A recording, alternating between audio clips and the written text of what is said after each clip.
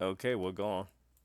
All right, and welcome to Mythical Monster Investigations, where today we're going to have an interesting episode. So, we're actually going to be looking at giants, and specifically, we're going to be taking a look at, well, evidence of giants in the real world. So, normally we go over a monster that's been done in Probable, Possible, Plausible, an explanatory guide to monsters and myth, but this was actually not included in the book because uh, honestly, like giants are just basically big humanoids, and the fact is, the mythos around giants are a little funny. So I don't plan on actually really focusing on a lot of mythos in this episode. We're actually going to be trying to focus more on, well, their possible reality. So, and actually, we're going to be questioning if tinfoil hat time, is there a cover up of giants? Is academia trying to keep the secret of that there used to be giants roaming the world? All right, I Yes. didn't sign up for this. Goodbye. Yes. Completely and totally. Yes. Anyway, the answer is no. Um, okay, so yeah, How much have you been paid? God damn it. We're not getting into this. Continue, please. Okay, so to all the conspiracy nuts out there, look, I like a good conspiracy as much as the next guy, but no. Now the thing is, the when it comes to evidence of giants, it's not that it's being covered up.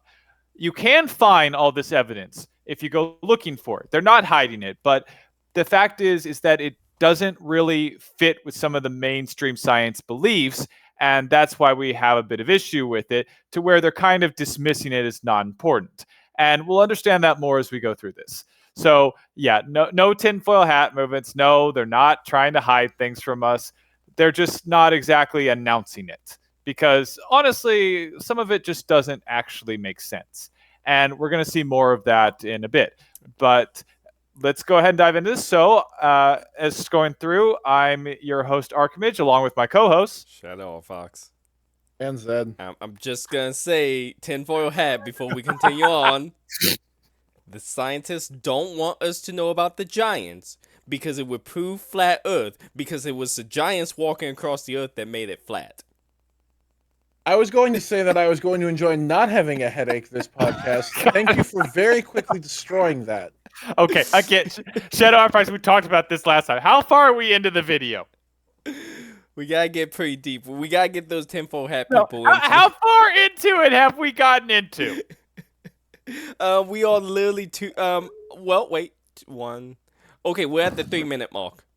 Okay, so again, you can't give me 5 minutes before taking this video into left field. I'm just saying this. You know what flat Earth is? They probably would believe this. Yeah, of course they will. Flat earthers still believe the earth is flat even when actual experiments show that it's curved. Their own experiments. Okay, let's move on. Okay, I tried. So, where was I going with this? Okay, moving on. So, let's go to the next slide, where we're going to be talking about maybe the earliest known legend of giants. And yes, it is one of the earliest. Sorry to everyone else out there, but this is true. And that is the Nephilim. The Nephilim, of course, are mentioned in only once in Genesis 6:4. Now, it depends on the version, but the version basically says there were giants in the earth in those days, and also after that, when the sons of God came in unto the daughters of men, and they bore children to them, the same became mighty men which were of old, men of renown. Now, I want to read that out because, as you see in this version, and a lot of versions, it says giants. Now, the word that's often replaced with it, and the actual word is Nephilim. Nephilim does translate to giants, though, to be fair, that is a little ambiguous. That's disputed a bit, but most agree that it probably means giants. However, the big question is, and what we're going to find out as we go through this, is what exactly do they mean by giants? And I want you to keep that in mind because we're going to go with that a little bit further. Now, this is the only time they're mentioned in Genesis. They're also mentioned in the Book of Giants, which until doing research for this, I did not know there was an apocryphal book called the Book of Giants. I thought this was only mentioned in the Book of Enoch. But no, there's also the Book of Giants, which basically does the same thing as the Book of Enoch, telling, kind of going into this particular passage a bit, which both of them have the same premise, is that angels came down, they got it on with some women, they bore these monstrosities called Nephilims that were so wicked that God had no choice but to flood the earth. So basically, it justifies the flood a bit more. Any questions or statements on that? I find it interesting that so many coaches kind of have, like, a lot of the coaches, and we'll probably get into this more, but a lot of the coaches have giants in them. But a lot of them have the giants set more as earlier time, as a more almost primal time in the ancients. Like, Yeah. with the Greeks, the giants are associated with the Titans, who was associated with the time before the Olympians. With the Norse, they had a lot of giants, but you could see that their time was also, Ragnarok and everything. Their time was also going to fall to. I just is It just seemed like a lot of the coaches have several things in common: giants and floods. Yes. Yes, which we're actually not going to be diving into that on this particular podcast, but we might look into that in a future podcast because it is interesting, this connection between all of them. Though the connection of giants with other cultures we are going to touch on, but not so much the mythical portion. But this is one of the earliest bits, and this is the most famous, which the reason I want to mention this is that because it brings us to possibly the most famous giant known in the world. Go ahead and switch slides to Goliath. Ah. Now, pretty much everyone has heard of Goliath. Everybody knows the story: David and Goliath, boy with a sling, although boy is a little ambiguous because David was about 20 when he faced Goliath. So he wasn't like a small boy as it's depicted sometimes. But Goliath is something that people think of when they think of Nephilim. Goliath was not a Nephilim.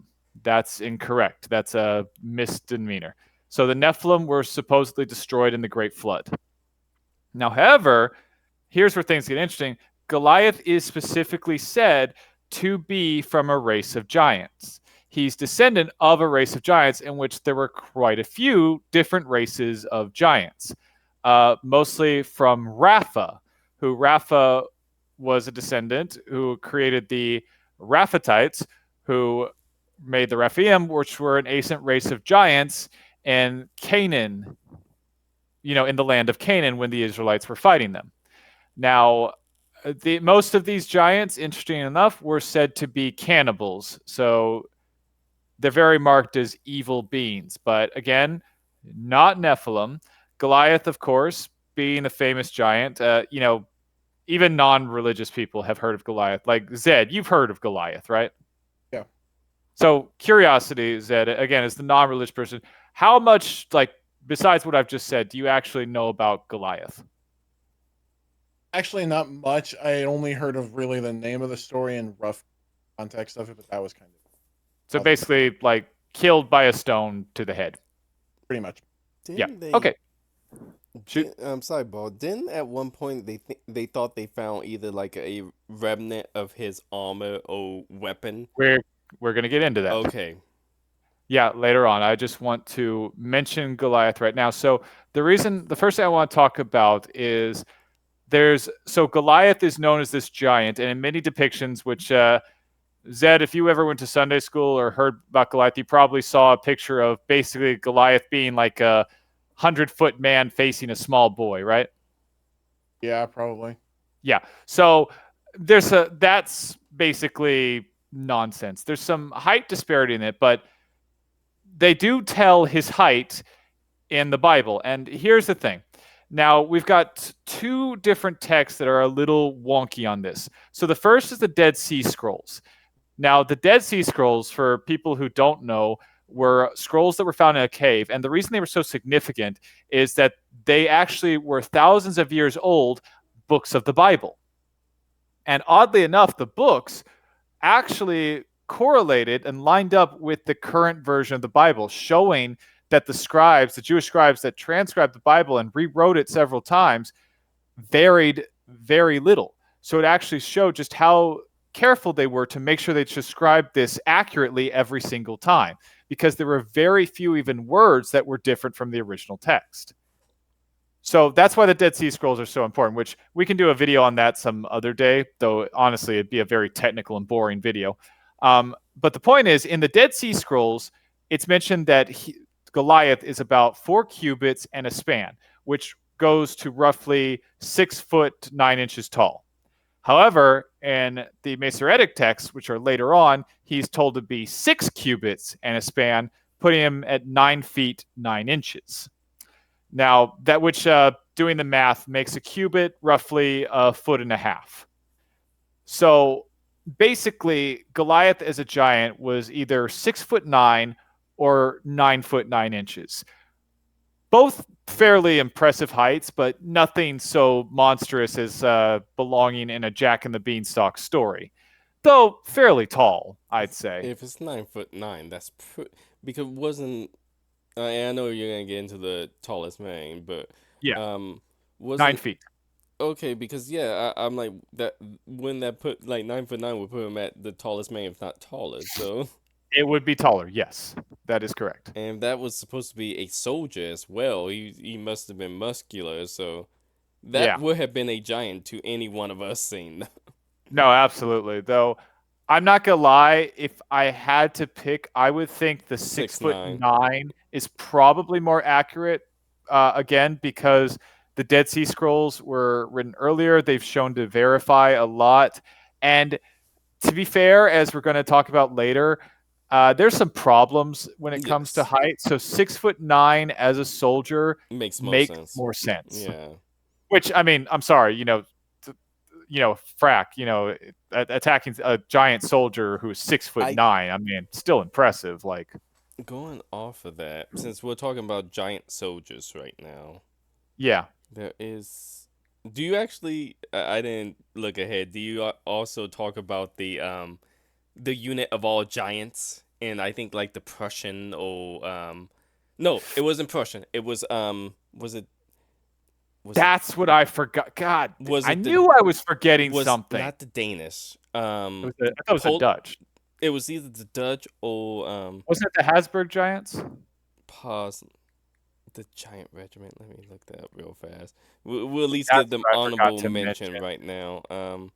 Yeah, no, I meant to mention them later on. I forgot all about them. Okay, it was Prussian. I was right. Prussian initially. I should have went with my first guess. The Yeah. Potsdam Giants, a Prussian regiment That's it. composed of tall people.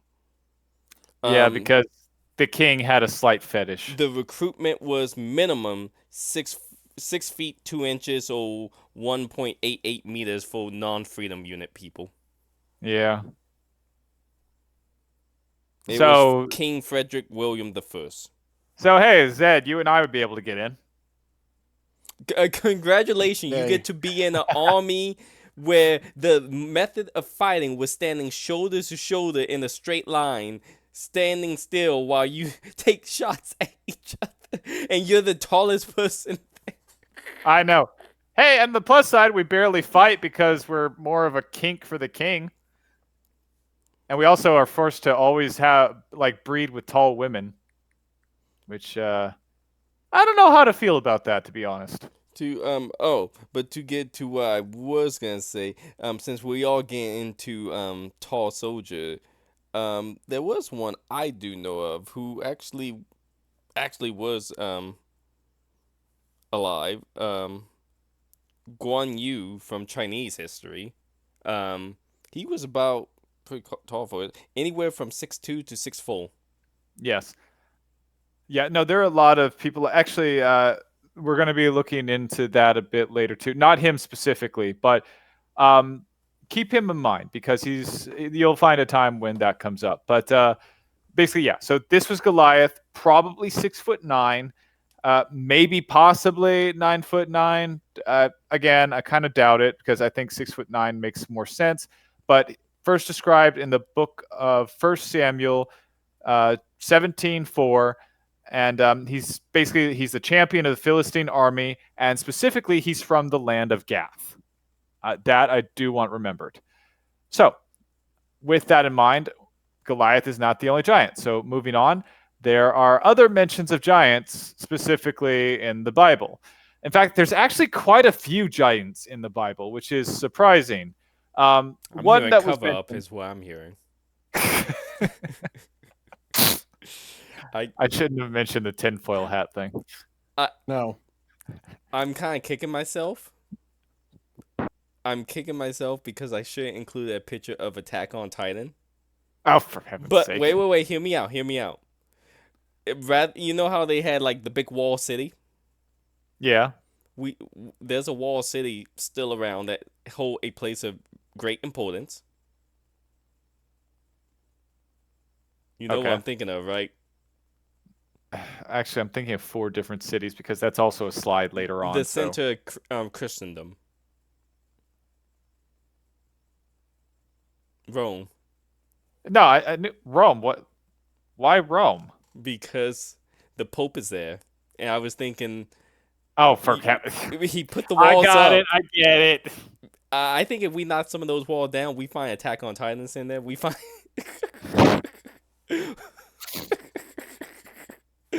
It's not like the Great Wall of China that was built on the boat. Actually, you know what? I might want to strike that. you want to strike that one? You Now that I think about it, how they built. You know what? Ancient Rome building. Okay. Moving on. Okay, so moving on. One early mention of the Nephilim outside of before the Great Flood was Numbers 13:33. Now, in this, scouts were sent out by Moses to look out the land of Canaan, and some sons of a particular nobleman came back and said that in the land they found Nephilim, and they were as grasshoppers in comparison. Now, okay, so sounds interesting. Sounds like the Nephilim are really big, but here's the small problem, is that later on the Bible actually says that other scouts were sent out, and they basically reported, we didn't see any Nephilim. They saw no such thing. So what the Bible's probably suggesting, or what the Bible's like strongly suggesting, is that this was a lie. This was either a ruse. This was just they were scared to go into battle, and they were saying, yeah, there's Nephilim out there. We wouldn't stand a chance. Let's not do this. So that's probably what that is. So that's the only real mention of possible Nephilim, and it seems to just be of, hey, scary giants. Let's not go after them. So that's that. But that's the thing. While they don't mention Nephilim, they do mention giants. Anak, for instance, is Anak was a giant, and his descendants are the Rephaim, who it was a tribe of Canaan giants, and again, flesh-eating Canaan giants that they had to beat. One story which is never given any attention in like Sunday school, which actually kind of ticks me off because this would have been awesome to see in Sunday school, is the King of Og. I guess that's how you spell it. I mean, how you pronounce it. But the King of Og was a giant of old, as he was called. He was an Amorite who was said to be as tall as the cedars. Now, I don't like it when they compare it to a tree, because trees grow. So, like, what are we talking about? I mean, if it's a 5-foot tree, then, you can be as tall as a tree. But he is described as a giant, and he was actually defeated by Moses and his army, because what they don't like to tell you is Moses was still fighting when they were in the land of Canaan. So don't just think of him as a crippled old man. He did actually fight. The Israelite literally fought everyone everywhere when they got out of Egypt. Oh, yeah, they were fighting to no end, and they fought giants, apparently. There were quite a few tribes of giants that they were taking out. And this is going to be a little funny. So another one, which I find interesting because it'll play in later, is Libya? Is Liba? ISLBI. Your guesses are as good as mine. Libai or Liba? Well, it's is Liba. Is Liba. Oh, I didn't know. I thought that was asking a question of is. No, No, that's part of the name. I thought you just forgot the question mark. No, that's legit part of the name. Is Liba. Is Libai. Zed, you can make things sound nice. How would you pronounce that? Okay. What? It's just those first two words, right? Of that. Yeah. Yes.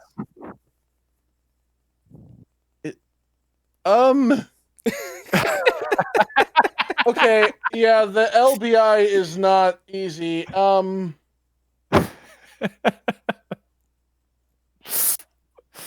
It's either is the B or is the by. Gesundheit. Anyway, Uh-huh. so he's yeah, it's a he. Is it a he? Yeah. Yeah, it's a Fucking he. knows. Yeah, it's a he. It's a he. His spear. Yeah. He's a descendant of giants. Now, it said that his spear weighed 300 shekels, which is about 7 pounds. So, not as impressive That's sounding, pretty but that's heavy still for pretty a heavy for a spear? spear. Yes, and again, I want that just put into place because we're going to touch on this later. The reason I mentioned that, we're going to look at it later, but I want to remember. Now, that's his entire spear. So that's the head of the spear, the shaft, and the counterweight. Okay? Okay. 7 pounds. And yeah, that's heavy for a spear. Now, also, we have mentioned in 2 Samuel 21, 15 through 22, the brothers of Goliath. Yeah, Goliath had 4 brothers. And now I'm going to kind of butcher these names, but his brothers were Lahimi, Ishbir Banob, Sepai or Sath, and Exadactalius, who are all sons of Rapha, and they were all killed. Not by David. They were actually killed in battle by, other warriors, because apparently Goliath was the most fearsome, so once Goliath went down, the others were cake. Or, as it could be said also, so it's mentioned in the Bible that Goliath grabbed 4 stones, and a lot of TV interpretations do this as, Goliath missed a few times, so he had multiple stones to do it. But in the Bible, God was with them, so basically he collected more stones so he could kill Goliath's brothers if he needed to, because he only used 1 stone and took out Goliath. But apparently, once David killed Goliath, everyone found out, oh, they're not gods, we can kill them, and made his men a lot braver. So it's like, yeah, we can take out these giants, and basically they did. So the other giants were killed by soldiers, not by David, who it actually said when these were being killed, David got tired and had to be removed from the battle, which, to be fair, he'd been fighting quite a bit by this time. So it's understandable. But that's the many mentions of the biblical giants. So the reason I want to emphasize this is that the Bible makes a distinction between Nephilim and giants. It does not state that these giants are in any way related to the Nephilim. People have assumed that, people propose that. To be fair, it doesn't say that they're not, but this is the curious bit. When they're saying giants and when they're saying Nephilim, are they saying 2 different things, or is there supposed to be connection? Don't know. I don't know. What do you guys think? I've never, honestly, until you said so, I never heard anyone refer to Goliath as a Nephilim. They just always referred to him as a giant. Yeah. Yeah, same. It started getting popular later on. It's still a kind of new thing. The show House of David, for instance, makes Goliath a descendant of the Nephilim. Though to be fair, they do say that they're doing that for, drama reasons. But it is becoming more of a theory. I mean, I can get why the theory popped up because that gave more legitimacy to the whole David Goliath story of if like because I often hear why the God favored the Israelite and David over other tribes. That would give more merit to why he favored them because if Goliath was related or descended from a Nephilim, that's a remaining kind of original sin that God literally took out the whole planet to deal with. So it would make sense why he would favor one side over the other to kill him as a way of just getting rid of like the last of the Nephilims. Yeah, I mean that makes sense. No, I admit it definitely gives some legitimacy. I'm just saying that it is interesting that two different words are kind of used for this. That's my point. So yeah, but that's that and kind of the Judeo-Christian religion about giants. So now moving on, go ahead and switch to the next slide. Yeah, giants, and more giants. So there's giants throughout every single mythology, as Shadow R. Fox mentioned earlier. Some of the ones I didn't know about was in Islam, there's the giant tribe of Ad, or Ad.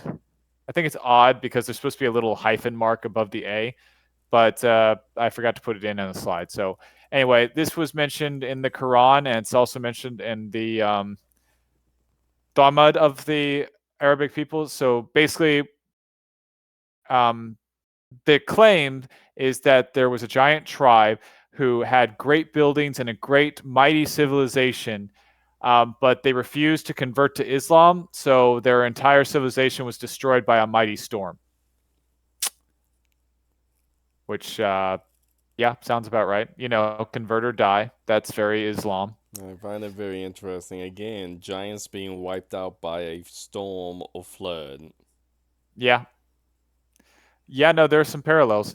The Al Jazeez recorded the belief that someone named Abu Jurem was the ancestor of the German tribe, which Arab pagans believed that they were descended from the Nephilim. And then we've also got so many giants in Norse mythology. Like I found so many legends about giants in Norse mythology. But the thing is, Norse mythology loved to borrow from basically everyone. They even borrowed from Christianity. So honestly, it's not surprising that they have so many. There's also giants in German mythology, Greek, Roman, French, Hindu, Japanese, Malaysian, Finnic, English, Dutch, Chinese, Gaelic, Celtic, and African, as well as Australian. There's giants, and more giants. You forgot everywhere. You forgot America. And there's also American. We yes, got Paul Bunyan. Yes, and ours come with a giant ox. None of theirs come with a giant ox. That's true. And the ox is blue, which I still don't understand. Why is the ox blue? And we got another giant too. We got the green giant. Oh, for really? Heck, we got a third giant. We got the bounty giant. He's not a giant. He's tall. He's a giant by. He's technically a giant by Goliath standards. So. Well, yeah, but and let's not forget we had Andre the Giant from Princess Bride. Okay, but he actually does classify. And Zed will like this giant. We got one of the greatest giants of all time, the Iron Giant.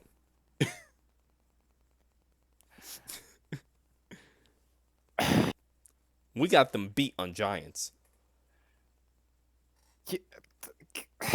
Well, yes, but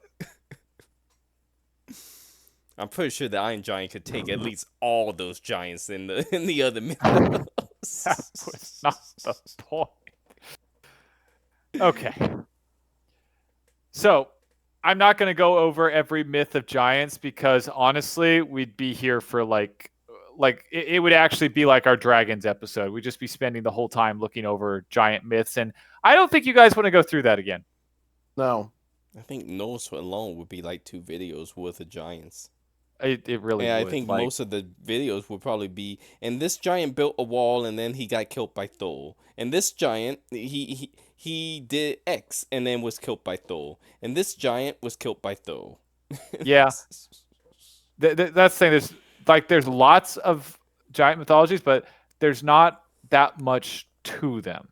And we're actually going to look at why now, by taking a look at, well, the evidence of giants. And this is what the main purpose of the video is. So go ahead and switch slides.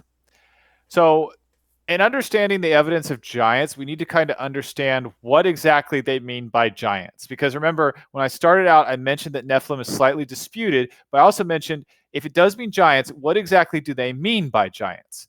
Now, for instance, one giant who is actually real was Bertram de Schotts, who was a real man who terrorized English travelers in the 15th century around Scotland, and who was actually put to death by King James IV of Scotland. Now, he was probably 7 to 8 feet tall, but he was a genuine giant by today's standards. He was a big guy. And Scotland, he's not the only one who has produced like unusually tall people. For instance, William Wallace, famously played by Mel Gibson, was not as tall as Mel Gibson. He was actually about 6'7".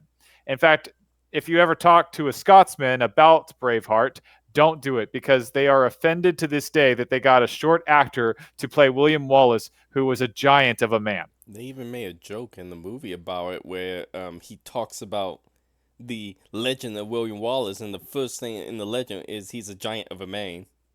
Yeah, no, he actually was. He was 6'7". Like, the reason he wielded a claymore, because he was a big dude. I remember, like, just, I'm like, wasn't, like, even when I saw Braveheart, I'm like, wasn't William Wallace, like, 6'2" or something? Like, he was and, like, isn't Mel Gibson, like, shorter than, like, he's, like, what, 5'9" or something like that?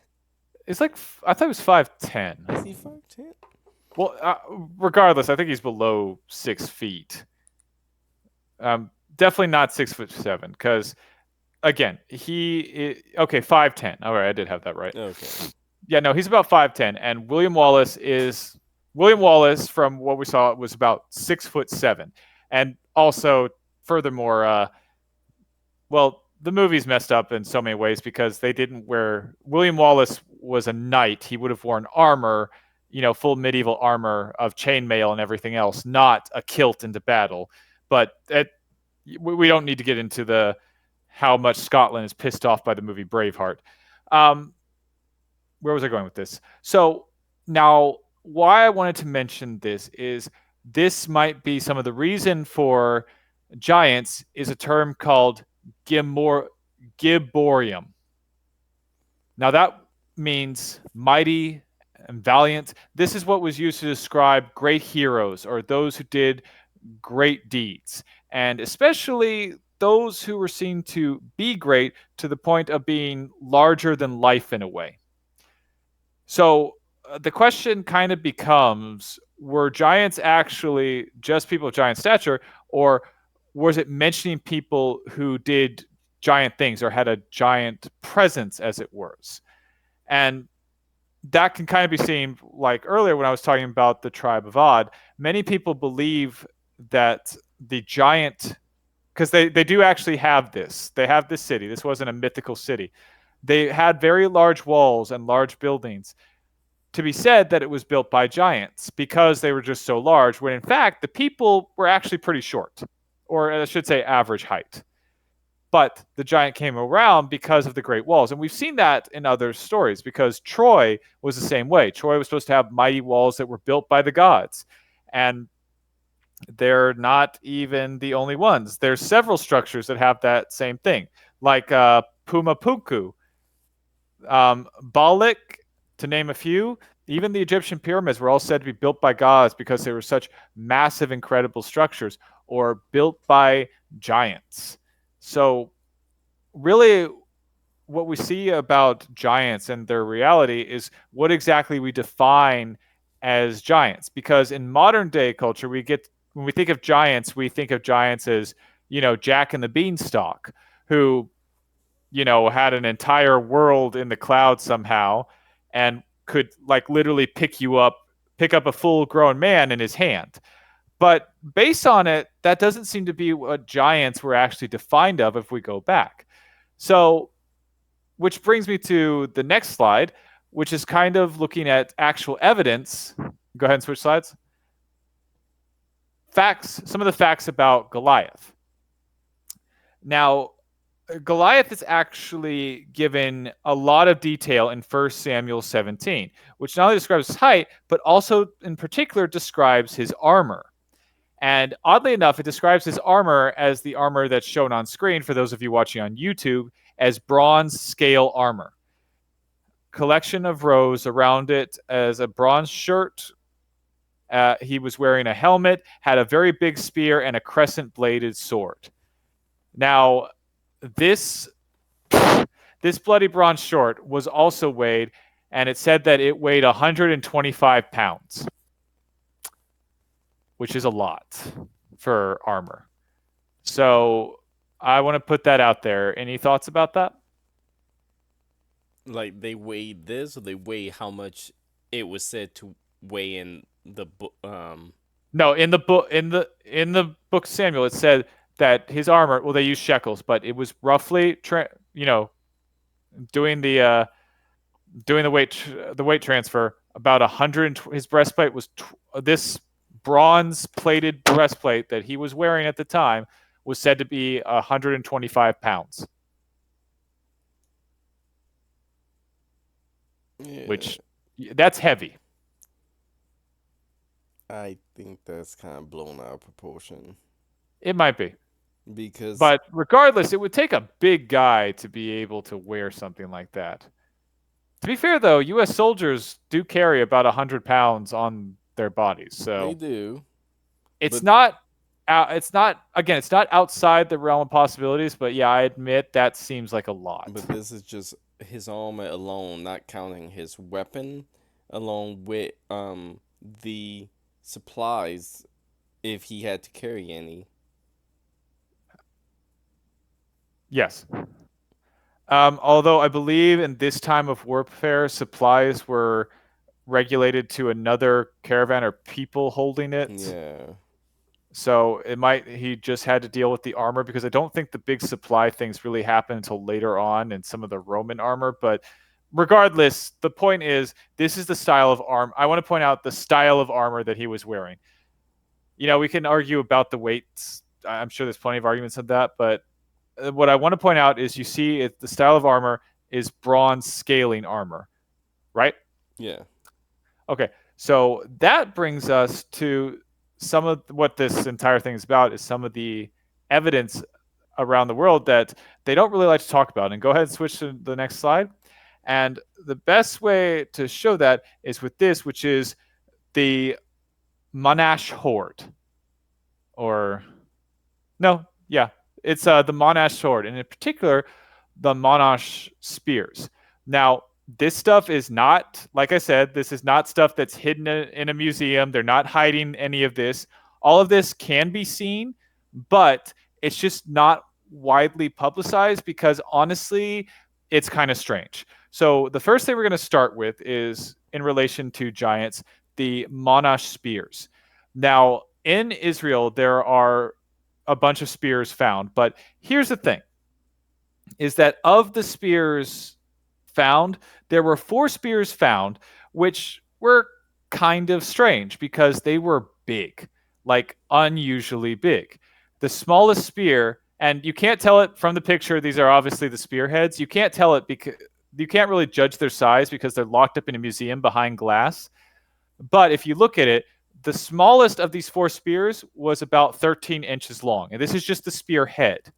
The biggest, however, was 26 inches long. That's pretty big, especially considering, and I had to look this up, the average spearhead of a typical Israeli warrior was about 6 to 8 inches. So that's quite a jump in size. Wouldn't you think? Oh yeah, no, this again remind me, because the only one I can compare this to is Guan Yu, because he, like, the book about him, about the whole story of the time period, put him at 6'9", but most historic estimate put him at 6'2" to 6'5". But ironically enough, his spear is up for debate because the book put his spear at being, I think, 6 feet and weighed about it weighed about 97 pounds, and God, it was a halberd. God, you were complaining about the 7-pound spear. Yeah, no, it was an. So you know those giant crescent blade spears? Yeah, the halberds. Yeah. He had one of those. It's currently on display, and I didn't even know it. I knew that it survived, or at least they had a what they believe was it. Um, and I looked it up. It was at like a temple called Purple. I think Purple Cloud Temple or something like that. But basically, the one they have on display is the one that they're claiming is his. Is about well over 6 feet tall. But what got me was the weight, 97 pounds. That's so it's like tall people wielding big weapons. Yeah, that is a bit extreme. Then again, it would say he could chop horse's head off in one stroke. That does now make sense. I mean, yeah. So that's the thing. Okay, so also with these spears, like I said, largest spearhead was 26 inches. So funny you mentioned that. I actually tried to see if there was kind of a height comparison you could do, but honestly, it's not really because spears are a little ambiguous in that um, the like kind of the rule of thumb for a spear is that it should be about your height, but it could be a foot longer depending on its purpose, etc. And the spearhead also matters because while 26 inches is excessive, it's not as excessive because some spearheads later on, when they were more stylized, would actually go about to be, roughly 12 to 14 inches long. So, which makes this less impressive. But again, those are still big spears, especially at the time. Um, again, the average Israelite spear was about 6 to 8 inches. Now, furthermore, what's interesting here is that this was is so like I said, these are big spears, but most people don't really go with the whole biblical accuracy thing, especially saying that there were these giant people, because one of the big theories is, evolution wise, we're shorter, and as evolution goes on, we're slowly growing taller. And well, if there were giants back then, that kind of throws a little bit of a wrench in that. Not Yeah. enough for them to cover up evidence, but enough for them to kind of go question mark. Well, And is it really sorry, though? Because it's fair. I mean, how often we know for a fact there was species that was larger than their current predecessors, like the species of dire wolves or saber-toothed tigers, and like there was the giant sloth. There was a bunch of species of mammals that was much larger than their predecessors, and they just died out evolutionary. Why? Because it was like they didn't have they didn't have enough food to, they got outcompeted by the smaller variants of themselves. So it kind of would make sense that there would be a taller variance of humans that got outcompeted by the smaller variants. true, but living at the same time as normal sized humans is where it kind of throws a monkey wrench into it. It's a time frame of living together that kind Eh, of throws off with humans. if but see, what always kind of make me rationalize it is they specifically refer to these as a a tribe of people. So it make me think, okay, so there's a lot of people probably doing, like, I hate to say it, but inbreeding to the point that they probably, again, a few people who are to outsiders look to be giants, but probably to insider you probably would find most of the people are average height, but they always put the Yeah, no, giants out front. no, absolutely, and that's the thing though. So, like I said, they don't cover this up, but they do kind of downplay this a bit. And one of the ways they've downplayed this is that one thing they've said is about these giant spears. Like they're trying to explain, why is it a time when this is supposed to be inhabited by just bunch of short people, and where the story of David and Goliath is considered fantasy in a lot of the academic worlds, is how exactly these spears kind of exist. Which, by the way, I want to say these spears were found in Tel Es Safi, which is in central Israel, in between the cities of Ashkelon and Jerusalem. And guess where that ancient site was back in ancient times? The city of Gath. It was in the land of Gath where Goliath was supposed to be from. Here's the thing, though. So, what researchers are trying to kind of explain, because they can't deny these things exist, they're from the right time period, everything. So, they can't deny that these exist. So, what they basically say is that because of their size, making them unwieldy, they're probably Ceremonial. Never meant for actual warfare. Now, here's a slight problem with that, which is it's not a bad explanation, but the problem is if you look at the spear, especially, some of them got dents in them. Some of them have battle damage. No, I can see it from here. Yeah, you can see it from here. So why would a decorative spear have battle damage? And plus that, for decorative spears, they're not very decorative. No, they're not. They look more practical than decorative. Like if Exactly. I'm looking at many of these spears, they look like enlarged versions of the smaller counterparts. And that's what they are, yeah. So, like Zed, if you've ever seen decorative spears, they're very gaudy. Like they usually have a lot. I have seen decorative. You've seen decorative spears, right? These don't look decorative, right? They look practical. No, they look practical. They look like they were forged and then immediately put onto a stick. Like, exactly. Looking at many of these, and I'm assuming, are the ones on the right, are those also spearheads? So, I think no. Some of those are swords. Okay, the ones on the one laying horizontally is going up the wall. Yes, that's a. Wait, are you talking about the two thin ones or the big one? So on the far. The ones on the far right that look like a ladder. Yeah, where there is a ladder. That's what I'm referring to. Sorry. No, those are not spears. Those are something else. I forget what they are. Okay. But there is I think if you see, there is a normal size kind of spear in between the two big ones. Or that's a large arrowhead. One of the two. Okay, because just looking at those from that collection, like none of those up there look ceremonial, because it's like usually with the ceremonial, the biggest tell is if you try to wield it on a battlefield, it's either going to get stuck in the other person's body or armor when you strike them with it, and it wouldn't be feasible to use it because it's like, most spears, sword, they do one thing right. You cut, you slash, you stab, and you can pull the weapon back without much resistance. Right. The ceremonial stuff often have like these intricate, like, sometimes like a serrated blade, sometimes, oftentimes with grooves and stuff and decremental thing being put into it, but oftentimes the blade is not shaped for continuous slashing or stabbing.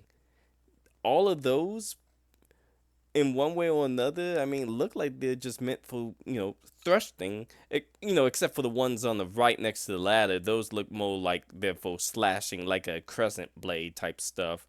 The giant fan one, I don't know whether that's the only one I kind of scratching my head with, going, that one's probably ceremonial. Well, remember, it's also kind of broken. Okay, I couldn't tell if that was broken or it was supposed to be blunt at the very top. Yeah, no, some of these are broken. Like, remember, they are thousands of years old. Yeah, that's true. But yeah, no, that's what a lot of that's the current argument with these spears, is that they don't look decorative, and like a lot of them have clear battle damage, and that's kind of an issue when you have decorative spears, because, well, that's actually why some of the spears of Longitus were counted out as fakes so quickly, because they were clearly decorative, and the spear that pierced Christ was not decorative. Yeah, no, it was. That would saw a lot of battle damage. Yeah, so that's the thing, and that's not the only bit. Those are just the spears. There was actually a lot in this Monash horde, and if you look just to the left of the spears, you'll see what looks like a bunch of fish scales.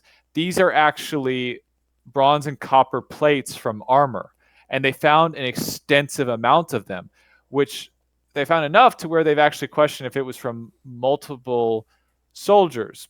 But some people argue that these could have been breastplates for unusually large people. Fact is, we're not sure.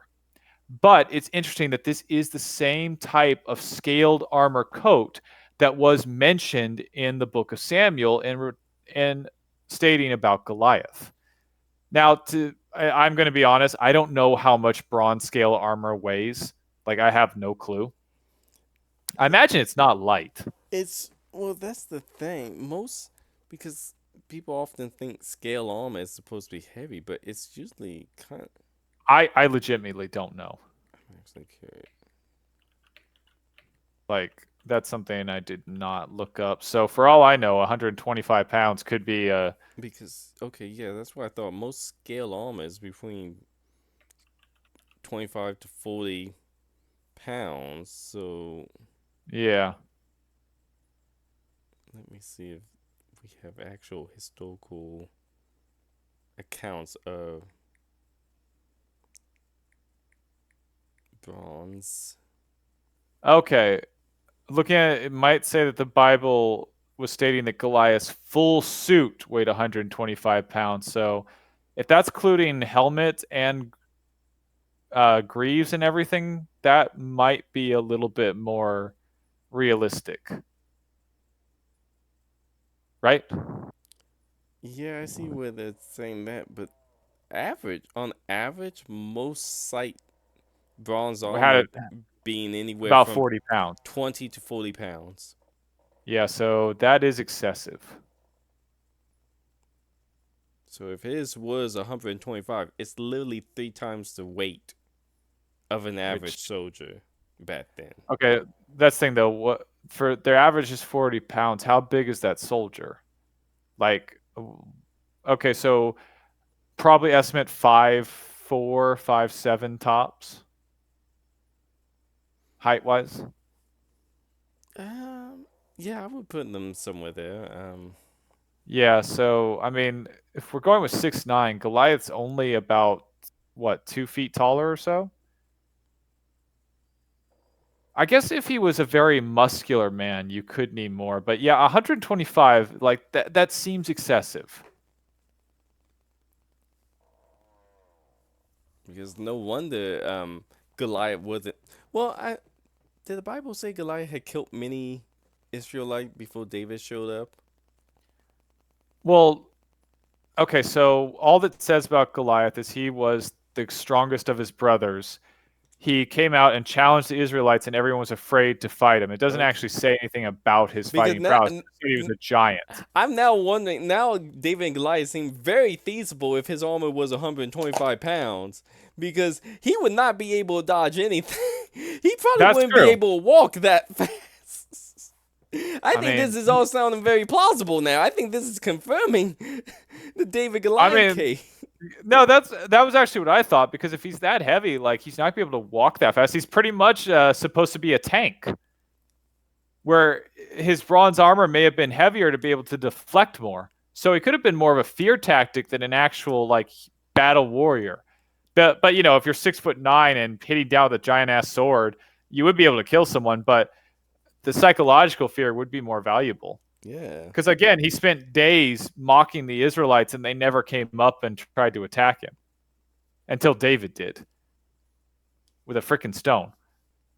So I mean, it's not impossible, because I guess if you like, if the 125 pounds is his entire armor, which he did have, it said he had greaves and shin guards as well. So, and a helmet, it might be more plausible that it weighs 125 pounds. Because, okay, so he's a bit bigger. So, like, if we jump up that 40 pounds to maybe 50 pounds, or maybe a little bit, maybe 60 tops. But that's still an extra 40 pounds. Greaves, armor, plus the helmet, you could kind of get to 125 or at least 100. Right? Yeah. It's a stretch, but regardless, okay, we're not gonna really solve this that much, but it would be interesting to know if he's not supposed to be 6'9" or 9. If he's supposed to be in fact 9'9", I mean, that actually might even make a little bit more sense. I mean, if he was actually 9'9" and very muscular, it might need that much armor to cover him. So that is a question. But you know what? I don't think either of us want to sit here and listen to us do math. So let's. So moving on. The main point is they found copper and bronze plate armor, scale armor in the area of Gath, like described in 1 Samuel. And that, though, they also found curved sigil swords, but that's not the only thing they found interesting. In Tel Asif, they also found an inscription, which is directly below the scale armor. They found an inscription that said Goliath. And this is the first time outside of the Bible that the name Goliath has been found in any archaeological evidence. Now, in fairness, there's no evidence, there's no proof that this is the Goliath, but it is the first time the name has been shown outside of the Bible. What do y'all think of that? I mean, it makes sense. It's never seemed implausible because I mean they used to do those little honor duels all the time where they would have the great warrior from each side come out and fight each other for victory. Oh yeah, no, that is completely possible. They do that all the time. They did that all the time. But okay, so Zed, here's something that you might find interesting is this next thing. So again, Zed, you at least know the passing story of David and Goliath, right? Yeah. Now, a lot of scholars actually challenge that this wasn't real at all, especially people who are very anti-Bible or, in short, atheists. You know, David never existed because there was no actual evidence outside the Bible of David until we found something interesting, which is the Tel Dan Stele stone, which is shown on the far right corner, which had an inscription which translated said the house of David. And it's talking about a warring tribe fighting the king of Israel, the king being of the house of David. Which, now, I doubt you actually follow archaeology that much, because I know I didn't. But this sent some shock waves into it. However, a lot of people are challenging this because they said that the translation could mean something else. Now, Zed, here's the thing. The translation, which they're arguing, the only other things it could mean is the house of uncle or the house of sheep. I think it's house of sheep. That's what the atheists are saying. Okay.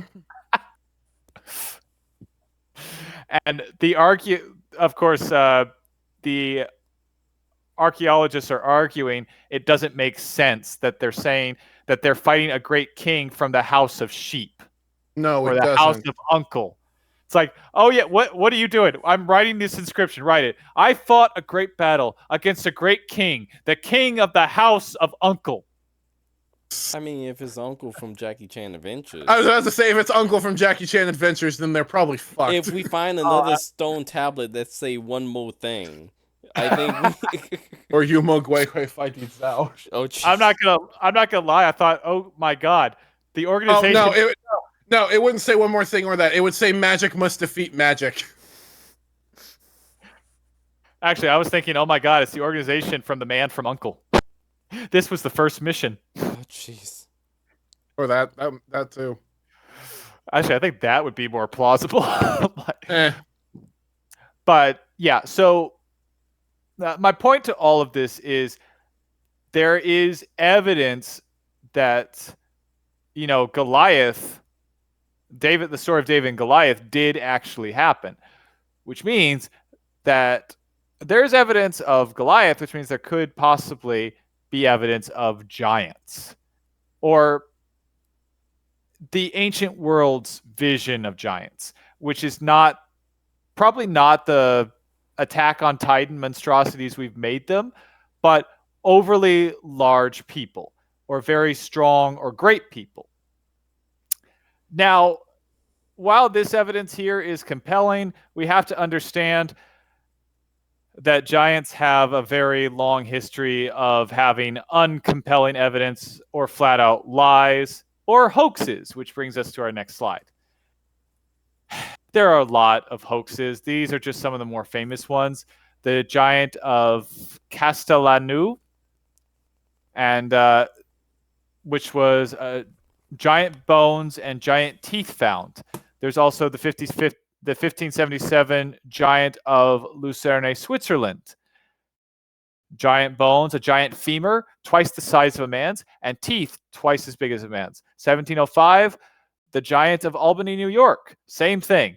And all of them were exact same thing. They were misidentified mammoth bones.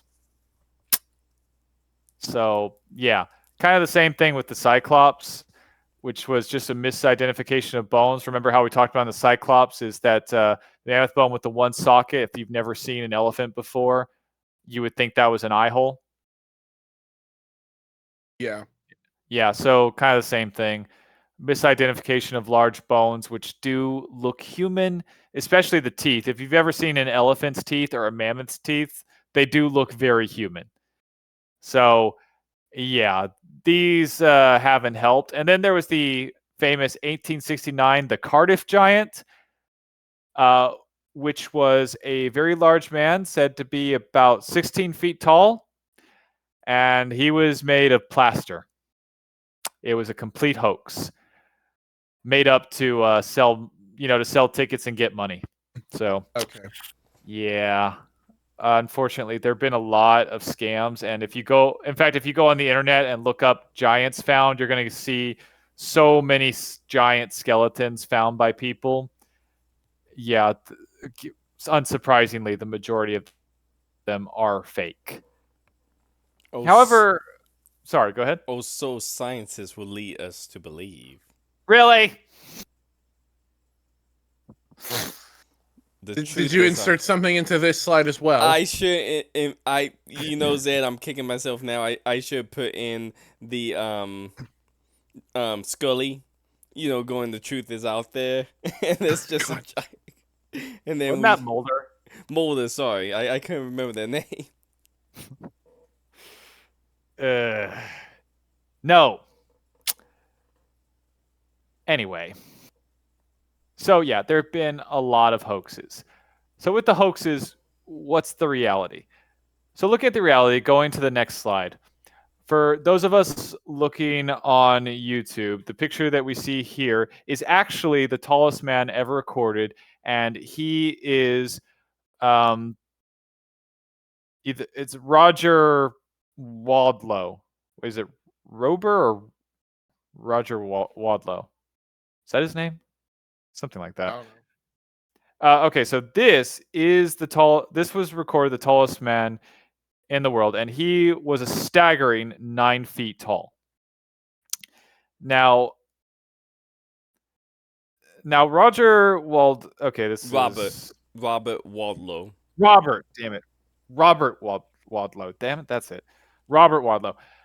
Now he suffered from a condition called giganticism, which is a very rare condition caused by an excessive growth hormone, usually produced in childhood, and unsurprisingly, it can lead to excessive growth, large hands and feet. It can also lead to coarser facial features, but can often cause various headaches and other bad things. And it's often caused by a tumor on the pituitary gland, but there is treatment for this because there's a lot of complications that come from this. And this is kind of why I was talking about the 6'9" Goliath being more probable, because when you start to get too tall, there are issues, big complications like diabetes and heart failure especially, because remember, your heart pumps blood throughout your entire body. And if you're excessively tall, your heart has to work far harder to actually pump blood through the rest of your body, which is why tall people often have problems with blood pressure, is because of their height. Their heart has to work a bit harder, which is why tall people should always work out. Also comes with vision loss, lots of nasty side effects because also the fact is, as you get taller, your bone density doesn't apply the same way as mass. So when you get too tall, your bones actually have trouble supporting the massive height that you're now at. So if Goliath was actually almost 10 feet tall, he'd probably be a wreck, or he'd have to be have a genetic condition where somehow his bones and muscles were actually able to keep up with his height, which if it did, it would have made him an absolutely massive human being of muscle and strength. But could also mean that he just happened to be young enough to where he could tolerate the immense conditions that was going to happen later to his body. Which, I don't know. What do you guys think about that? Well, one thing to note is let's take Robert um, Wadlow as the example. He died at Yeah. the age of 22, which is Yeah. most people won't believe this. That's pretty old for someone who got gigantism.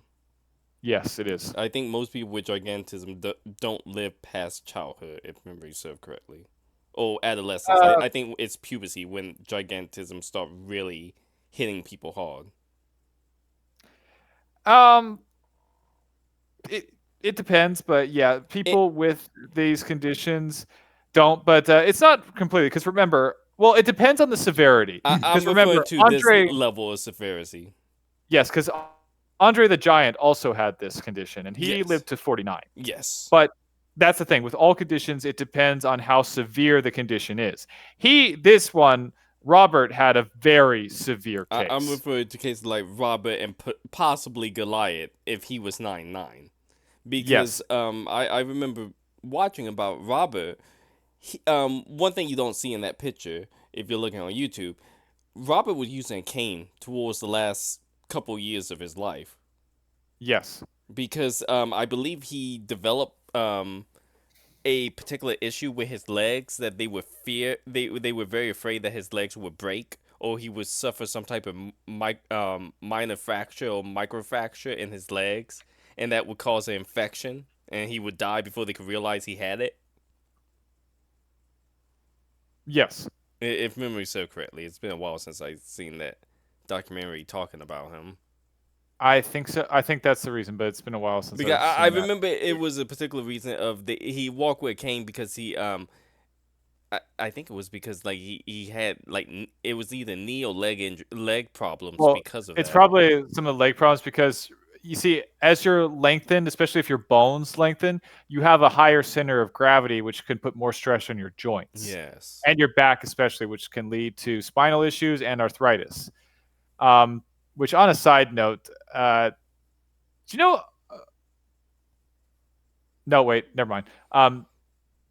But yeah, hip fractures, all sorts of things. Like that's the thing. Growing too tall can cause a lot of problems. And there's an increased problem of nerve damage and for some reason higher cancer risk, though that's not completely confirmed. um, I think it's mostly because I think they have more cells, but I think it would yeah, be there's a more just lot of compounding. problems. Yeah, I think the Yeah, higher cancer would just be a compound part of a overlying compounding problem of all the other problems. yeah, and also again the higher center of gravity would also make a taller person more prone to being clumsy, falling down, harder impact, etc. Which actually, you, that might actually explain it. If a person's got a higher center of gravity, more weight on their bodies might actually help them balance a little bit. Uh, wow, maybe Goliath was 9 feet 9 inches tall. Maybe that's why his armor was so heavy. Like it might have actually helped him stay balanced and stay upright. Huh? I was siding with the 6'9" Goliath. Maybe I need to rethink this. But wouldn't that additional weight also put a strain on the bones? On a strain on the bones, yes, it would, but it would balance him out a bit, and actually compressing his body a little bit, carrying the weight, might actually be beneficial. to an extent. Yeah, because now we're getting into almost like a foot binding situation. Yeah. I mean, like that's the thing though. They do use that compression socks, different compression things have been known to help people, especially when they're working out who feel different variations of chronic pain. So the overly heavy armor might have actually been helpful if Goliath was in fact nearly 10 feet tall. Huh. Hard to say.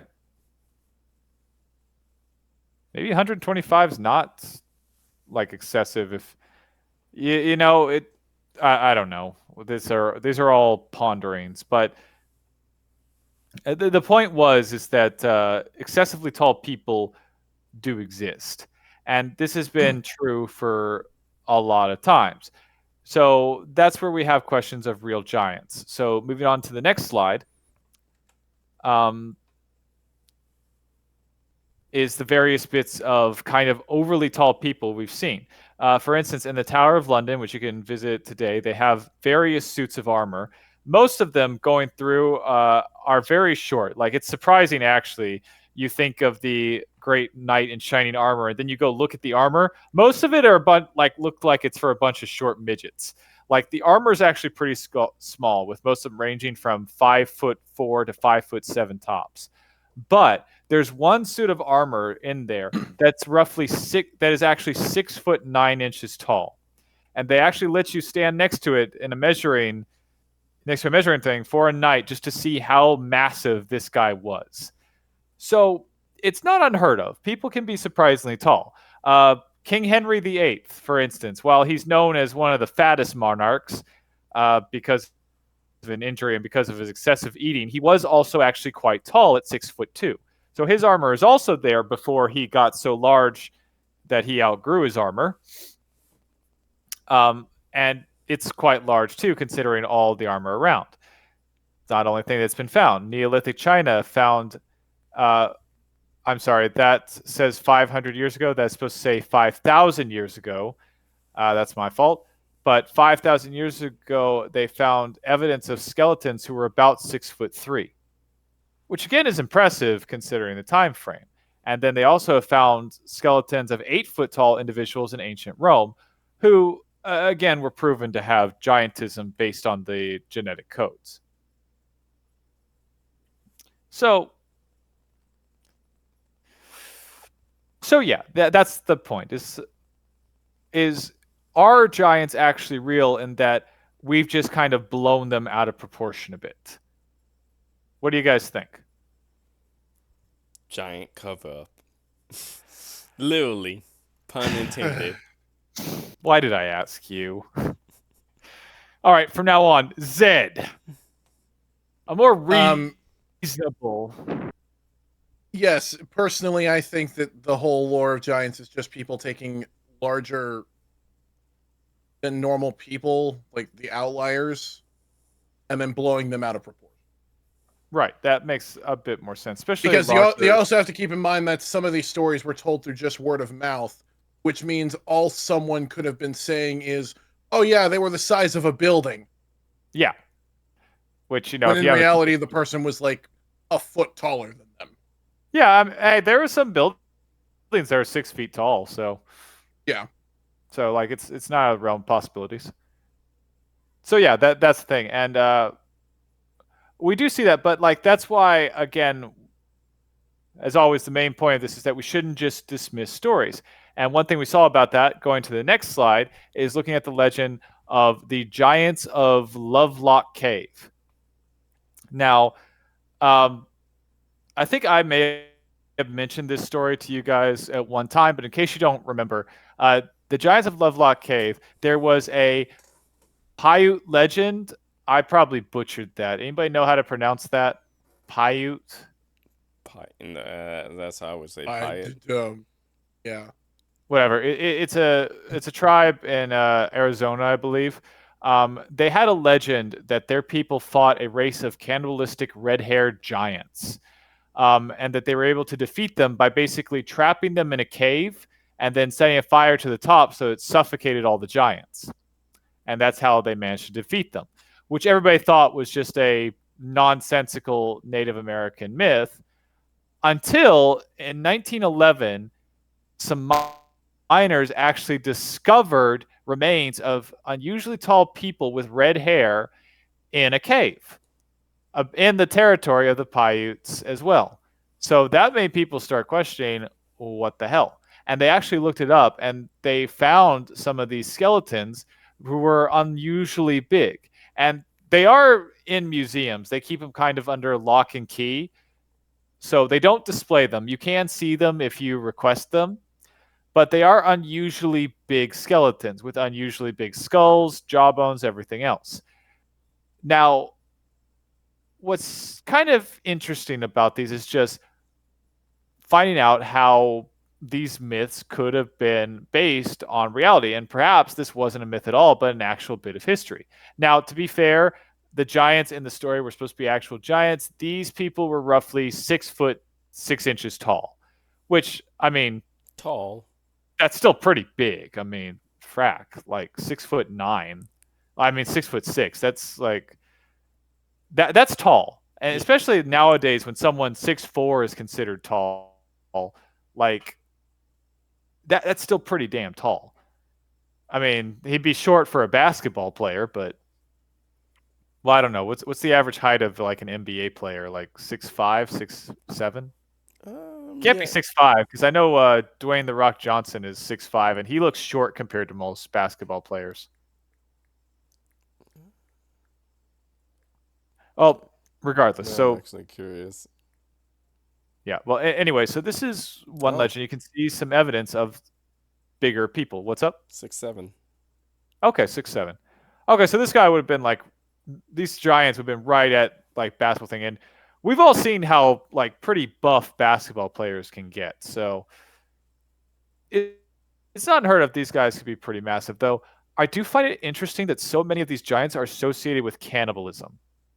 I am not sure why. I'm just gonna throw out there again. The Greek giants was also associated with cannibalism. Yeah, I know. Which again, it's something that seems to keep popping up, and I'm not really sure why they're associated with cannibalism. I mean, I don't really see a reason for them to be. Maybe like, I guess in the biblical accounts, it would make a little bit of sense since they're supposed to be wicked beyond all means, and cannibalism is like the ultimate taboo.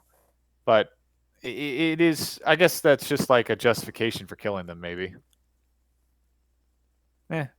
I'm not sure. But yeah, so that's the Giants of Ludlow Cave, and that will then bring us to our last bit of giants, which is on the next slide, the giants in Florida. Now, Ponce de Leon, for those of us who know him, was famously looking for the Fountain of Youth. What a lot of people don't know is that reportedly he found the Fountain of Youth in Florida, which is actually what this picture is today. You can go visit it. It's a nice tourist attraction, and you could even get some water from it. Water's not especially good. It's very mineral. It's basically mineral water. I don't like it that much.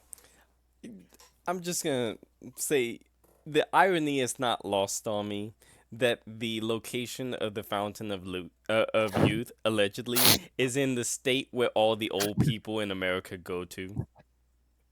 To die. Yeah. Maybe they're just finding a new way. Maybe they're just drinking a little bit and they're taking on a whole new life, and we don't even realize it.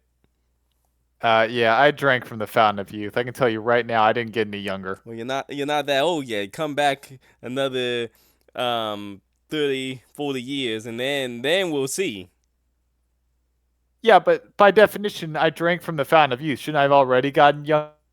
Well, we don't know how it works. Maybe it's like you got hit at a certain age before it kicks in. How does that make any sense? Well, I mean, who want to turn back into a baby and go through all that again? Well, yeah, but in the very least, shouldn't I have stopped aging a little bit? It's the fountain of youth, not the fountain of perpetual agelessness or something like that. Is that kind of the definition of the Fountain of Youth? You would already been youthful, so the fountain would have been like, I got nothing to do here. I mean, he's young, But So what? I drink the water and basically I just stay exactly the same. I yeah, don't notice anything. it aged you down to your youth, and it's like, oh, congratulations, you're already there. I gave you a couple of seconds off. Great. Come back when you're 70, and then we'll talk. Okay, fine.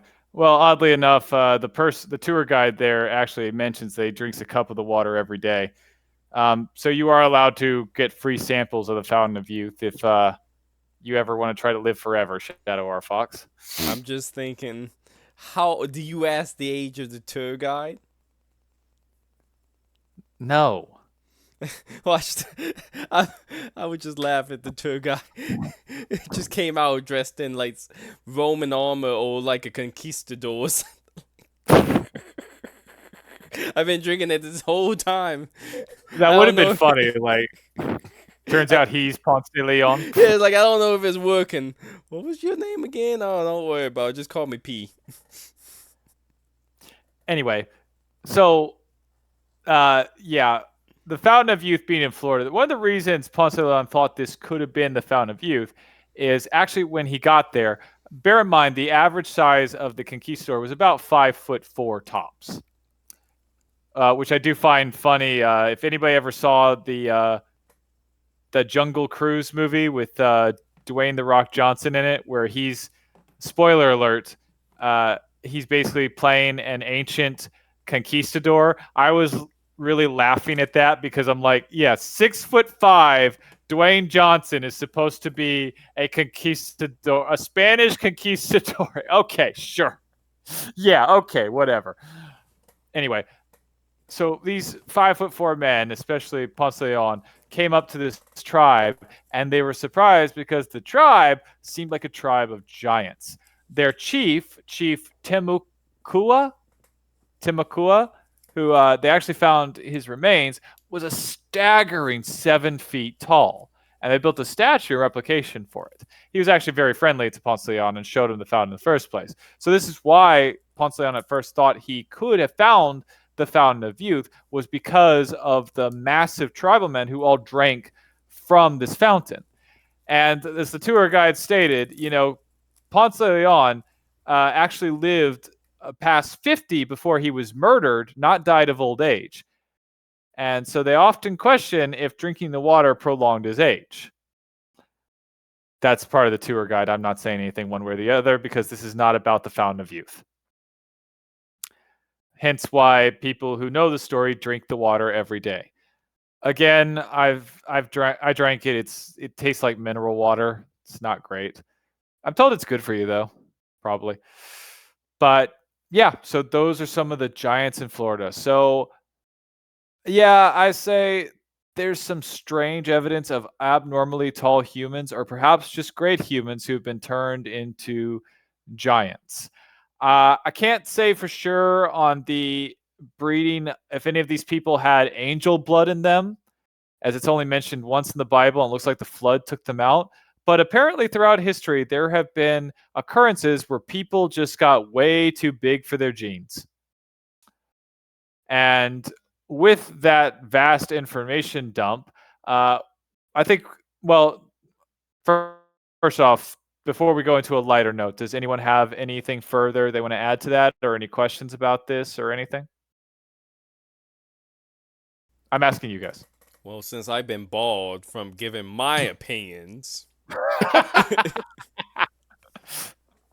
All right, fine. You're unbarred. What? Okay. Well, let's get started. Oh, God. No, I'm joking. All right, You're but about in to all heavily seriousness, regret that decision.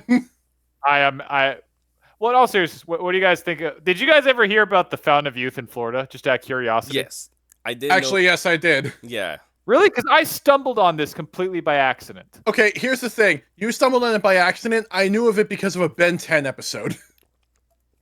Scrooge Really? McDuck. Yes. Scrooge McDuck. I think DuckTales Frack did did episode. Scrooge going to Florida? I think DuckTales did an episode where he went to the No, I Fountain remember of Youth. I remember where he went to the Fountain of Youth. I don't remember it was in Florida though. It was he went to an old folks retirement resort. Yeah, no, I remember that. Was it in Florida? I assumed it was in Florida because where else would you go? for old folks type thing. If you're rich, other than Fair enough. Florida, All right, yeah, fair enough. I'm. You know what? This is gonna be the worst conspiracy of all time, but I Go have to for throw it out there. Do you think that's why Trump built his place in Florida?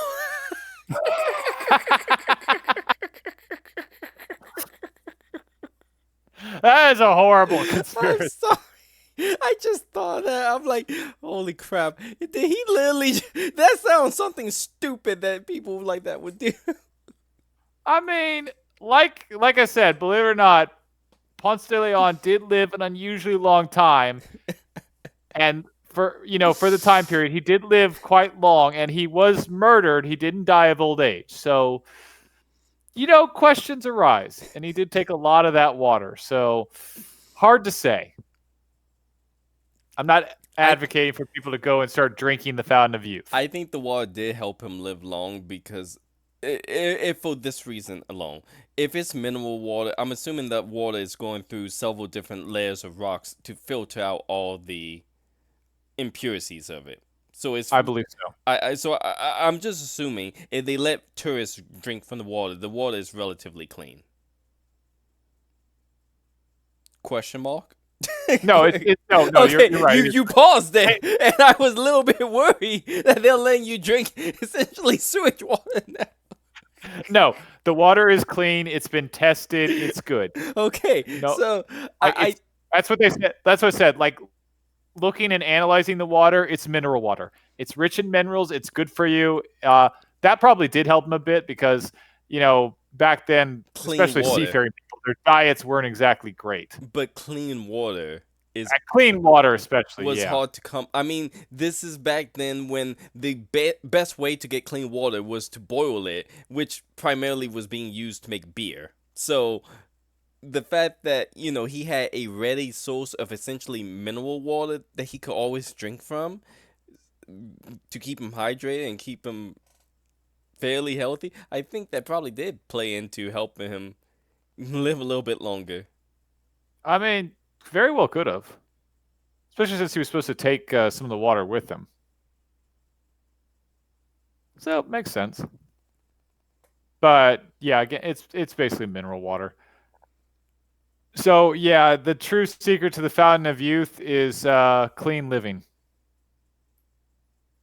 What I'm hearing is Oh, all no. of these bottled water companies have been bottling the fountain of youth, essentially. All of these mineral bottled waters, primarily. I mean, it is technically the same thing. And yet people are dying faster. Maybe, you know what? Maybe that's why people are living longer now because of the invention of bottled water. As someone who doesn't like bottled water, at least the taste of it, I can guarantee you that's false. I'm not gonna lie, I drink a lot of bottled water.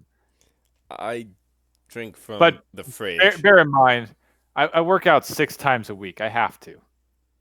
And bear in mind, I also went to the emergency room because I got dehydrated. So, I'm a little paranoid about it. I drink Yeah, from you the know what I fridge. do when I need water? I turn on the sink faucet. I do not do that. I don't trust the sink faucet. Okay. Again, the fridge. I kind of I like Ozarka bottled waters. Some of the others taste weird. I don't care what anybody says. Dashini tastes weird. It's got a weird flavor to it. Oh, now I got a bunch of cans of carbonated water, so. Believe it or not, I kind of like the cans of like Red Cross water. That they Remember, give out. I showed you guys. Yeah, I showed that you. They give out That for. everybody thought it was beer. Yeah, the one they give out for floods and. Yeah, I actually really like those. Okay. I don't know why. I don't know why. It's like I just I like drinking water out of a can. It's very weird. But this is just to replace Dr. Pepper, I can tell. yes. Yeah, pretty much. Since I like went through that whole period where I didn't drink sodas and found out I actually don't like soda that much. Blasphemy. I know. It turns out I've just been addicted to caffeine this whole time. And don't forget sugar. No, sugar, I genuinely like sugar. That month without sugar was horrible. I'll never do it again. But that month without sodas got me questioning because I found out, I don't like sodas that much. I've just been addicted to caffeine. So like when I wasn't, I was questioning like, oh my God, if I don't like sodas, do I actually not like candy? Like, have I just been addicted to sugar this whole time? If I do the same thing, am I not going to like candy anymore? You guys remember that. I was having that whole existential crisis about it. Yeah. Yes. Yeah. And then Zed, Zed knew immediately when the month went over, the first thing he asked me was, how much candy have you eaten? Yeah. I'm like, so much. So much candy. As it turns out, I really like sweets. So that hasn't changed. So the world still makes sense. I still like soda, but like I don't need it as much. It's like it's okay to me now. But well, we got off topic, but that's I think that's it for Giants. And right now, I think we can go into a lighter note and let's see what giant Pokemon have to offer. I mean, a fair few considering there are 6 legendary Pokemon based off giants. But I think we chose the 2 tallest. We did choose the that was humanoids. I got yes. that into which is very obvious. It is the continent mover Regigigas. Oh well. The other one would be what is very clearly a reference to the Iron Giant in Golurk. And anyone who says it's not, I argue then how in the hell can that thing learn fly? That's a good point. Magnets. No. It is ground ghost. It is not. It has nothing to do with steel types. No. No. Oh, it's a ghost. That's why. Wait, how would magnets make it fly? I don't know. I don't know. I would think I don't want to ask. Well, Magneto can fly. Well, that's because he creates an electromagnetic field around him, which honestly is kind of some bullshit, but there you go. I never really thought about how much Magneto's powers are kind of bullshit. It really is. I think now you've got me thinking. A lot of Magneto's powers are pretty much bullshit. They are. Wow. But was Regigigas just normal, or was it normal steel? It is one of the only pure normal type legendaries. I believe the only other one is Arceus. That's so strange, just because with all the other Reggies, like Reggie Ice, Reggie Rock, Reggie Steel, it is in the name. One's a rock type, one's a ice type, one's a steel type. It feel like, Regigigas is supposed to be like isn't it supposed to be the one that keeps all of them in line, essentially? Or it created all of them. So it's supposed to be the stronger of all of them, essentially. Oh no, its ability sucks. It makes it so it's the slowest thing on the field for 5 turns. That's what I'm getting at, is, it's supposed to be, it would imply that Regigigas is supposed to be the stronger out of all of them. But it's like got the worst stats and everything, and it's got I mean, it has a legendary stats. It's just that in order to compensate for some reason, they gave it a garbage ability. What's its ability? Slow start. For 5 turns, it's exceedingly slow. I mean, that would be fair if they gave it the same ability. If that same ability said 5 turns is slower, but for those 5 turns, the attack power and defense is up. No, straight up, it's just slow for 5 turns. Yeah, I know. All its other stats stay the same. There is no reason. In fact, I'm gonna double check, but I am more than positive it is. No, I meant that would have been like a good reason to do it if they did some type of balancing for it. Yeah, I mean, I guess it would have been, but slow start. Oh, lovely! Attack and speed is halved during the first 5 turns. Oh, jeez, that's even worse. It's worse than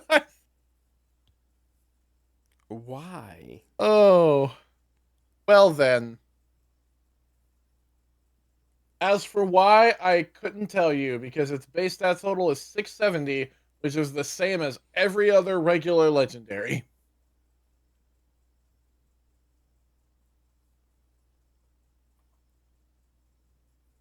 I could not tell you why they did this.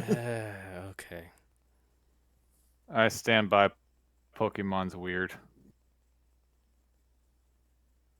I mean, Golurk's at least normal. Its ability just powers up its punching moves for obvious reasons. Okay, seriously, is it just me, or does Golark look like someone cracked his chest and he's got a band-aid holding it together? He does. Yeah. I think that's Wait, he on actually purpose. does? Yeah, I think that's on purpose. I think that's like that on purpose. I think that's meant to essentially show the ghost bit is like Leaking out. has or cracked something. the physical body, and that is there to still hold it together. Do any of his Pokédex allude to it or anything like that? Look real quick.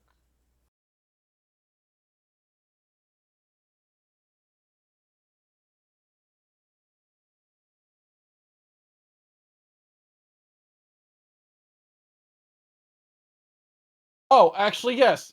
In one of its first Dex entries, it flies across the sky at Mach speed, removing the seal on its chest makes its internal energy go out of control. So it's the core blast from Iron Man? Yep, it's holding back the Unibeam. So where Scott Summers needs ruby red glasses to hold it back, this guy can do it with a band-aid? Yeah. Well, I mean, technically, it's a seal, quotation marks. Because that's not a band-aid? I mean, it's not a band-aid. It's not like the fabric of a band-aid. That's whatever banding they have at the time, so it's bone or metal. Right. Okay. I guess whatever works. It's Pokemon. I stopped asking questions when I saw Mega Starmie. Yeah. Oh yeah, that was freaky. Yep. That's usually where people stop asking questions. Those legs. Ugh. Like something out of a freaking Looney Tune Elevator horror horror? cartoon. Like Bugs Bunny screwing with the art. Like Bugs Bunny got a hold of the artist pen again and just started screwing with people. Tell me you couldn't see him doing that. Well, I mean, he did. Multiple times. Look what he did to Daffy. Look what he did to Daffy. Yeah, but Daffy did it to him, so. Yeah, that's true. And Although I think Daffy's was funnier. I'm sorry, Duck Amuck was pretty funny. Wow, seriously, I couldn't remember various things, but I can remember the title of that stupid cartoon. Better than me. I didn't remember it at all. See, this is what drives me nuts. I have no control of what exactly I remember or don't remember. I'm still thinking about that whole. I'm just amazed that scientists kind of all downplaying these archaeological finds of essentially taller than average people, because it somehow hurts their view on how they view evolution should have occurred. Yeah. And it doesn't even, again, in my opinion, it doesn't disprove evolution.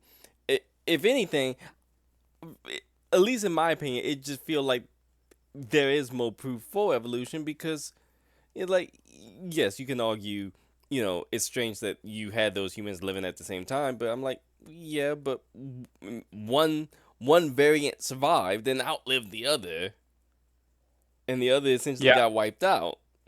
I'm my problems with evolution, but I'm not saying that this in any way disproves it. Like, I can't say that. No, I agree with you that much.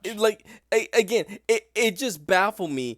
It's not because, in my opinion, I'm like, look, I agree with you, Archimage. There's a lot of things, with evolution you could pick apart, but I don't feel this is one of them. I feel like, no, I would agree with that. If anything, this kind of, again, I allude back to a lot of the creatures that went extinct that was a larger variance of what would be their now descendants. Yes. And some while a lot of them didn't live at the same time, some of them did. And they still got wiped out. Like I think a lot of the fishes, a lot of the sharks and stuff, the larger sharks got out competed by their smaller variants. Yes. Which is why, thankfully, we don't have to worry about Megalodon. Yeah, because I think the Megalodon actually was alive during the time of some of the other sharks that we know of today. Yes, absolutely. And it got out competed. That was the whole thing and why it died out. So it's like, that whole concept of, well, you can't have other people who are tall at the time of when people are supposed to be short. I'm like, well, yeah, you can, and now explain why we don't have too many tall people.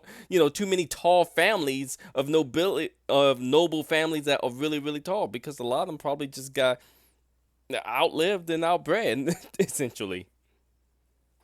Yeah, and plus that, remember that gigantism going to that height is actually a genetic deformity. So as we've gotten better with medicines and various other things, we've been able to keep basically people from getting to an overly excessive height that's actually harmful. Because despite what people think, it's not good to be over 10 feet tall. It's actually not. It's like we showed earlier. It's actually incredibly harmful. Like that poor bloke Robert lived to 22, for God's sake. 9 feet. What was 9 feet 7 inches or something like that? No, Robert was 9 feet tall. Oh, just 9 feet tall. Okay. Yeah, just 9 feet tall. Just 9 that, feet. Oh, it was just 9 feet. Like shrimp. Come back when you're 10. Right. Guess he's short for a Jack and the Beanstalk giant. He never. I feel. You know what? I feel a little bit bad for Robert, because he didn't live long enough to see kaiju movies. Only because I think he probably would have been like, I want you to build me a set of, buildings and let me just rampage through it. Just once. Yeah, I'm not gonna lie. I'm not even his height, and I'd want to do that just once. I want to do that at least one time. Right.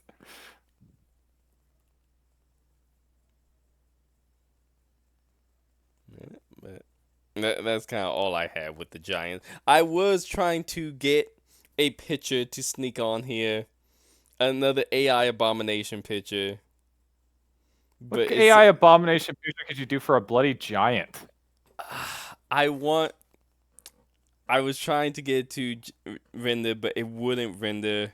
So if I can get it to render, it'll be a surprise for everyone who watch it on YouTube.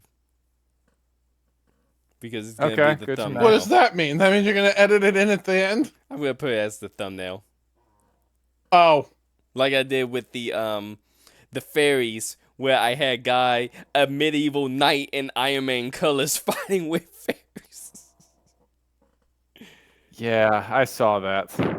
I think I had another one where it was I remember I did another one.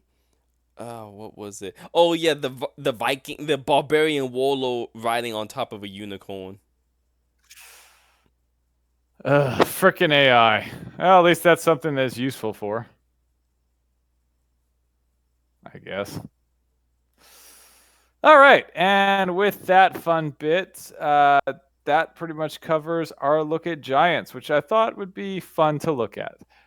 So, if we've got nothing else, no more tinfoil hat stuff, I think we can conclude. And I've learned my lesson. Zed, do you have anything you want to finish this off with? No, I think I'm good. Okay. Shadow R. Fox, do you have any non-tinfoil hat things?